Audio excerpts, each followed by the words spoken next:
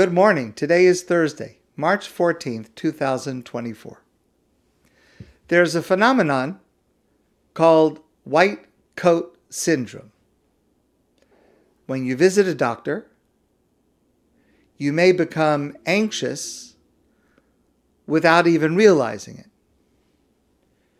For example, for some people who take their blood pressure regularly, there can be a significant difference between taking it at home and having the doctor take it in the doctor's office, where it can be significantly higher, even if we don't feel anxious or nervous or worried when we're in the doctor's office. And that's simply because of the fact that we're in an environment that makes people anxious and nervous, even if it is subconscious. This is well documented and this is well known. But there's another phenomenon that's even more amazing. Dr. Adam Galinsky is a professor at the Kellogg School of Management at Northwestern University. Researched a subject that is called Enclothed Cognition. That means the effect that clothing has on the cognitive processes of the wearer. So we're not talking about how I feel walking into a room with a doctor wearing a white coat. We're talking about how the doctor, when the doctor puts on a white coat, the doctor feels differently and acts differently. And Dr. Galinsky led a study to review this. Now, it's long been known, as I mentioned before, that clothing affects how others perceive us, as well as how we think about ourselves. The way we are dressed affects how we think about ourselves. But the deeper question is whether the clothing that I wear affects my psychological processes. Does my outfit alter how I approach and interact with the world? So here's the study that Dr. Galinsky did. He took 58 undergraduate students, and they were randomly assigned to wear either a white doctor's coat or street clothes. Then they were given a test for selective attention. It was based on their ability to notice small incongruities. Listen to this. Those who wore the white doctor coats made only about half as many errors on incongruent trials as those who wore regular clothes. And he did several other similar experiences. The group that wore the doctor's coat showed the greatest improvement in attention, in clarity of thinking, in discernment. But Dr. Galinsky said, what the studies show is you have to wear the coat, you have to see it on your body, you have to feel it on your skin for it to influence the way you think and the way you behave. He wrote, clothes invade the body and brain, putting the wearer into a different psychological state. Amazing. I want to share with you an insight that I heard last week at the Rabbis' Conference that I attended, and this insight comes from Rabbi Chaim Gerson. So in our Torah portion, the Parsha Pekudei, we review one more time all of the garments worn by the Kohein Gadol, the high priest.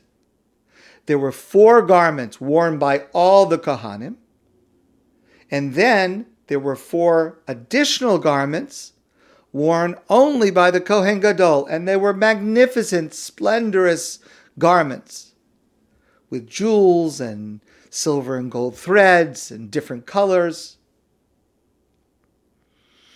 Now, when we first learned about this, which was earlier in the Torah in the Parsha Tetzaveh, the Torah said as follows. There was something like an apron, and there were shoulder straps, and at the shoulders there were two stones. And on these two stones, on the two shoulders of the Kohein Gadol, were inscribed the names of the 12 tribes. 6 on one, 6 on the other. And the Torah says as follows. V'samta eshteho avanim al kisvos ha'ephod, and you shall place these two stones on the shoulder straps of the apron worn by the Kohen Gadol. Avnei zikaron livnei Yisrael, stones of remembrance for the Jewish people.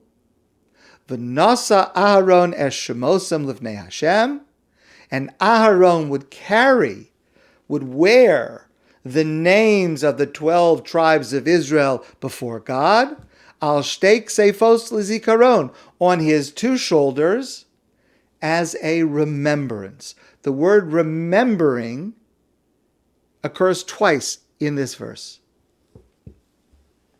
So who's doing the remembering? What's the purpose of this remembering? I'll share with you 3 opinions. Rashi says, L'zikaron, Sheyeh roa HaKadosh Baruch Hu es hashvatim ksuvim lefanav, God should see the 12 tribes, the names of the 12 tribes inscribed on these two stones and remember them. V'yizkar tzidkasam, and remember their righteousness. So who is to remember as a result of these two stones? God should remember. God should remember and remember the merit and the righteousness of the Jewish people. That's Rashi.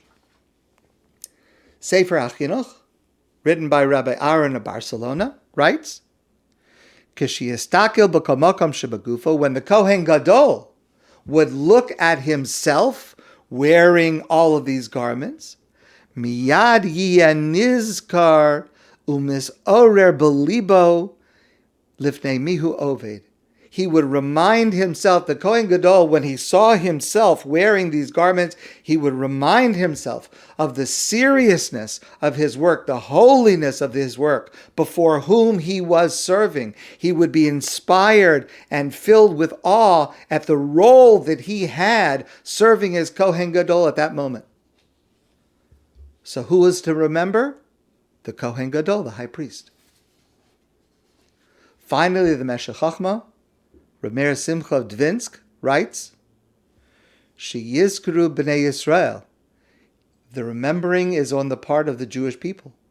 Sheshmosam chakukim be'efo lifnei Hashem. That the Jewish people should remember that the names of their tribes are engraved in the presence of God.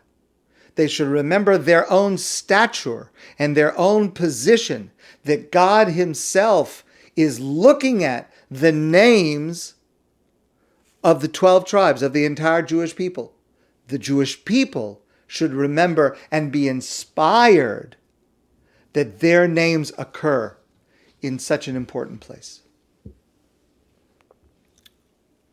3 opinions on who's doing the remembering about the garments of the Kohen Gadol.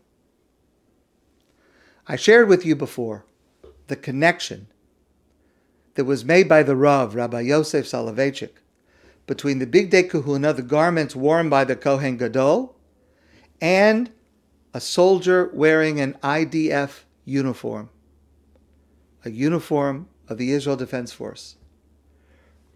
Remember I told you there was a soldier, and he was working on fixing a tank, and his uniform was dirty and it was greasy, but it was time to daven, and he wanted to daven with a minyan.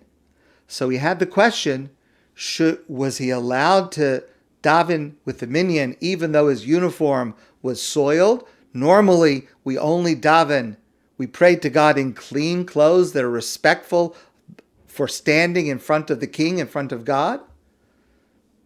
But if he were to go and to change his clothes, he would miss being able to daven together with the minyan. So he asked someone to approach the Rav and ask this question. Rav Soloveitchik listened to the question, And Rav Soloveitchik said, of course he should daven in the soiled uniform. He's wearing Bigdei Kahuna. He's wearing garments that are as holy as the garments worn by the Kohein Gadol, the high priest. There's no reason not to daven. That connection that the Rav makes between the garment worn by a man or woman who heroically is serving to protect and defend the Jewish people, that garment is connected to a level of holiness of the garments worn by the Kohein Gadol, the high priest in the Beis HaMikdash.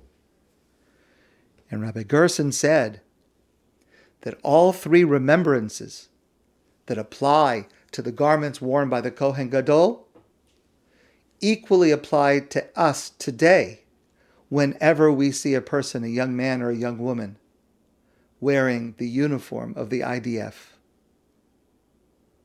We pray that God remembers and sees their righteousness and protects and defends and allows that soldier to be successful. We pray that God remembers. We also pray that the soldier remembers him or herself. This is the enclothed cognition, that the soldier will act differently by seeing himself or herself wearing the uniform. They will be aware of the heavy responsibility that they carry of defending Israel and defending their own humanity. And then finally, we, the Jewish people, when we see a brave young man or woman wearing the uniform of the Israel Defense Force, we should remember to offer and to show our admiration and gratitude for their heroism and for their sacrifice. May all three remembrances always be with our brave young men and women of the IDF, the Israel Defense Forces, on a level of holiness of the Kohen Gadol, the high priest. My friends, I wish you a great day, and I look forward to seeing you all soon in person.